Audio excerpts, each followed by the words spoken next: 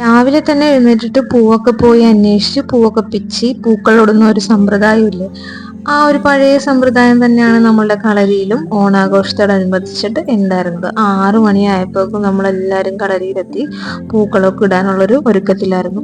ഞാൻ ദേ കളരി തൊട്ട് വന്നിച്ച് കളരിയിലേക്ക് കയറി. ലക്ഷ്മിച്ചേട്ടനാണ് നമ്മളെ കളരിയിലേക്ക് കൊണ്ടുവന്നത്. പിന്നെ അതേ ഞാൻ പൂത്തറ തൊട്ട് വന്ദിക്കുന്നുണ്ട്, ദേവിദേവന്മാരെയൊക്കെ തൊട്ട് വന്ദിക്കുകയാണ്. എൻ്റെ എല്ലാ വീഡിയോസിലും കാണാറ് ഈ കളരി ആയിരിക്കില്ല, അത് ടർപ്പായൊക്കെ വിരിച്ച വേറൊരു കളരിയായിരിക്കും. ഇത് നമ്മുടെ മെയിൻ കളരിയാണ്, പുഴവൂർ കളരി. ഞാനൊരു വീഡിയോ ചെയ്തിട്ടുണ്ടായിരുന്നു, ഓർക്കുന്നുണ്ടാവുമെന്ന് ഞാൻ പ്രതീക്ഷിക്കുന്നു. അപ്പൊ ഇവിടെ പരമ്പരാഗതമായിട്ടുള്ള രീതിയിൽ മണ്ണൊക്കെ പാകിയിട്ടുള്ളൊരു കളരിയാണ്. ഇവിടെയാണ് നമ്മൾ പ്രാക്ടീസ് ചെയ്യുന്നത്. പിന്നെ പുറത്ത് പൂഴി മണ്ണിലും നമ്മൾ പ്രാക്ടീസ് ചെയ്യാറുണ്ട്. തൊട്ടടുത്ത് തന്നെ ഒരമ്പലമുണ്ട്. അപ്പോൾ ഞാൻ കളഭം അന്വേഷിച്ച് പോയപ്പോൾ കളരിയിൽ സാധാരണ ഉള്ളതാണ്, പക്ഷെ കുങ്കുമമാണ് എനിക്ക് കിട്ടിയത്. പിന്നെ ഞാൻ വിചാരിച്ച അമ്പലത്തിൽ പോയിട്ട് തൊടാം. പിന്നെ അതിനിടയിൽ ഞാൻ ലജു ചേട്ടൻ്റെ അടുത്ത് നിന്ന് കുറച്ച് കാര്യങ്ങൾ കളരിനെ പറ്റി ചോദിച്ചറിയുന്നുണ്ട്.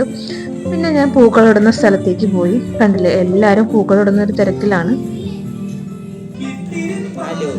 പൂക്കളമൊക്കെ ഇട്ടതിന് ശേഷം നമ്മളെല്ലാവരും ഭക്ഷണം കഴിക്കുന്നുണ്ട്. വടയും ഇഡ്ഡലിയും ചായയൊക്കെയാണ് കഴിക്കുന്നത്. അതിന് മുന്നേ ആയിട്ട് നമ്മളെല്ലാവരും 6 മണിക്ക് വന്ന് വിശന്നിരിക്കുന്നതുകൊണ്ട് പോയിട്ടൊരു കാലിച്ചായ കുടിക്കുന്നുണ്ട്. ഞാനൊരു വിത്തൗട്ട് കാപ്പിയാണ് കുടിച്ചത്, എപ്പോഴത്തേയും പോലെ തന്നെ. പക്ഷെ നമ്മളിതേ കളരിയിലെത്തി ചെറിയ പിള്ളേരുടെ പാട്ടും പിന്നെ അതേ കസേര കളിയും എല്ലാം കണ്ടിങ്ങനെ ഇരിക്കുകയാണ്. അപ്പൊ അതിൻ്റെ ഇടയിൽ അമ്മൂമ്മ എൻ്റെ അടുത്ത് പറയായിരുന്നു അമ്പലത്തിൽ വരുമ്പോൾ മുടി അയച്ചിട്ട് വരരുതെന്നുള്ളത്. ഞാൻ മുടി അയച്ചിട്ട് വന്നതല്ല, 6 മണിക്കല്ലേ പരിപാടി, 5 മണിക്കൊക്കെ എഴുന്നേറ്റ് ഈ മുടിയൊക്കെ ഉണങ്ങി കിട്ടണ്ടേ.